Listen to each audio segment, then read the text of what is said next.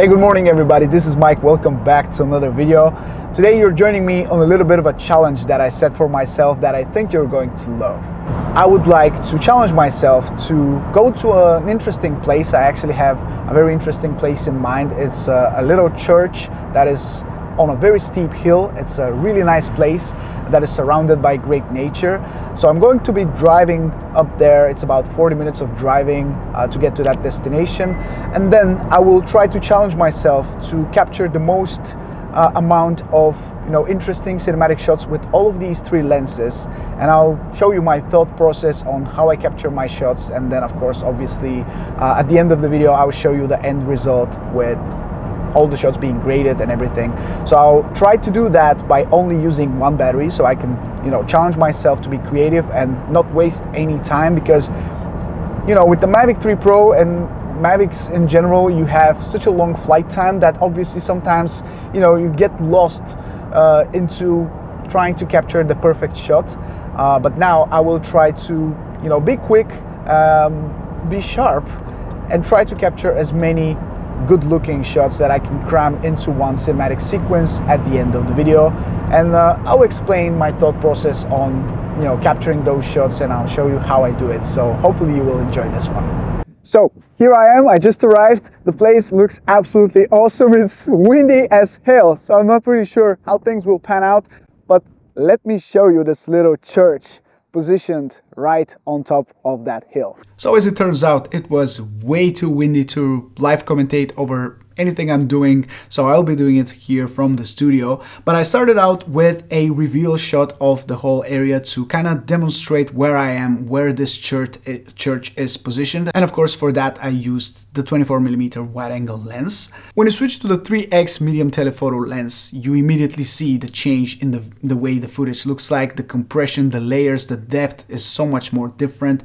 And that reveal shot on these smokestacks in the back, in the background, which were way far back, but I was still able to get them in the shot. And later I was able to also focus on them a little bit more with the 7x lens, but we'll get to that a little bit later.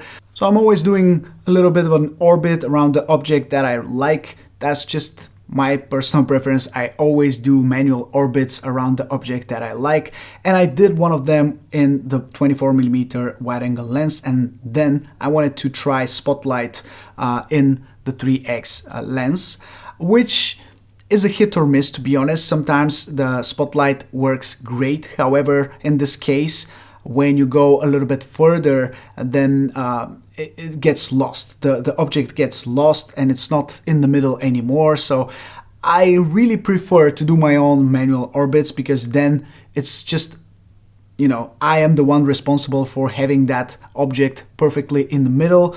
Right now it's not exactly in the middle, it's kind of on the right hand side of the screen, and I don't like that. I don't think this shot is usable, so obviously if I want to have that shot, I need to do it manually without using spotlight. So this is something that sometimes works great, and you will see it a little bit later when I did another spotlight shot, but in this scenario it just wasn't working well for me. And look at that compression that we have with the 7x zoom lens and the smoke from the back, all these factories and different buildings, all the smoke.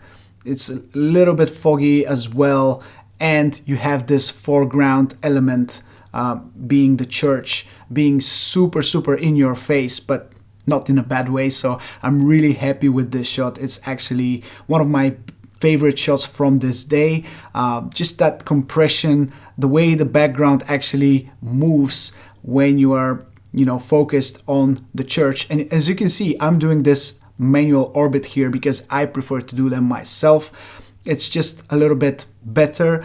And a little tip from me: if you want to focus on an object and you want to keep it in the middle, you want to have more control and you want to do it smoothly, flip your remote into Cine mode. That will make sure that the remote is actually smoother, the drone moves slower, and because of that you will have smoother reaction, smoother movement from the drone, because you don't need to move the drone that much to get that compression and to do this panning effect from the back. So cine mode is actually, or tripod mode, or whatever it's called, the slow mode on your remote, it's actually very, very usable and useful to have for scenarios like this.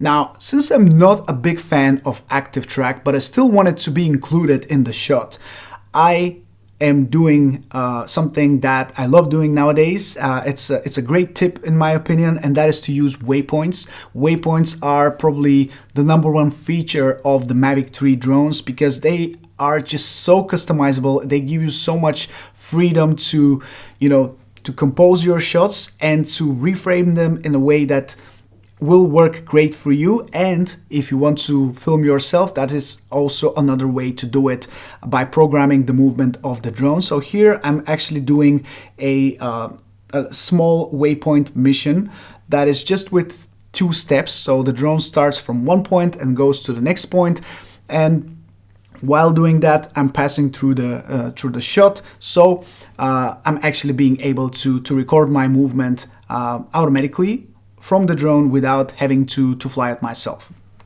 And it all happens very smoothly, which is, of course, what you're aiming for, especially when you're using one of the medium or the telephoto lenses, which of course are a little bit harder to keep them smooth. If you're using waypoints, they are super smooth, and you can really rely on waypoints to capture that dynamic movement of yourself without actually flying the drone. Now, I did use point of interest on the church itself, which is another great way to capture some dynamic in your shot, because you can enter in the shot while the drone is moving around that object that you're interested in. So this is what happened here as well. So while the drone was orbiting this church, I entered the shot. I think it becomes a lot more interesting because there is some type of dynamic in the shot. And of course, with the 3x lens, it's even more interesting because of that compression on the back. If you remember, in the beginning of the video, I said that this is going to be a challenge, so I can only use 1 battery. Well, I failed the challenge because I really wanted to capture some photos while I was doing these shots. So I kind of paused filming videos so I can capture some photos. And I just really wanted to capture some more detail out of these surroundings, and especially that blue water, which is not exactly water. It's like, I don't know, it looks like poison to me, but I don't know what it is. It's some kind of chemicals, I believe. I just wanted to capture some more details, some more shots of this place, because it's not something that you see every day, obviously. So I was really happy to be able to film that. Another way to create a little bit more dynamic in your shot is to simply point the camera of the drone straight down, keep it hovering, and pass through the shot while you're walking. It's a very simple technique, but it works because it's just a small shot that you will be able to use later in your final footage, but just passing through the shot makes it more interesting. It's a nice connection between a couple of different shots, and that's the reason why I did that here. And finally, I used the 3x lens to capture myself once again in spotlight mode. So I was sitting at the edge of this hill. I wanted to, again, to be included in the shot, but without having to manually fly the drone. So I was just standing there, holding the remote in my hand, and I was just pressing on the right stick, left or right, so the drone will be moving left or right, obviously while keeping me in the middle of the shot.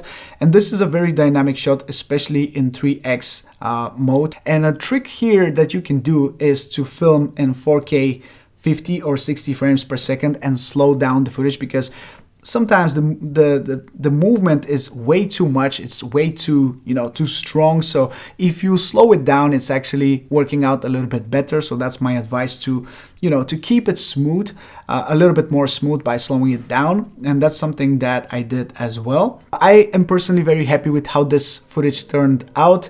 And now I'm going to present it to you, my cinematic sequence from this church on the hill with the Mavic 3 Pro. I hope you enjoy.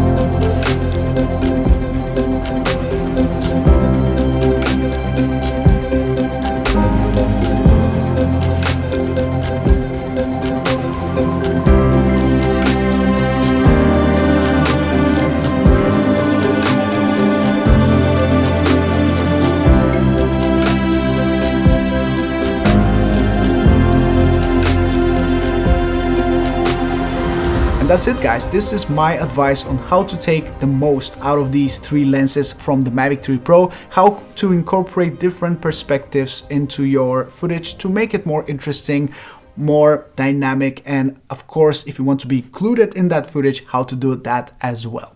I hope you enjoyed it. If you did, don't forget to drop a like, subscribe for more videos like this one. This is Mike from Drone Supremacy. Take care, and I'll see you in the next one. Ciao.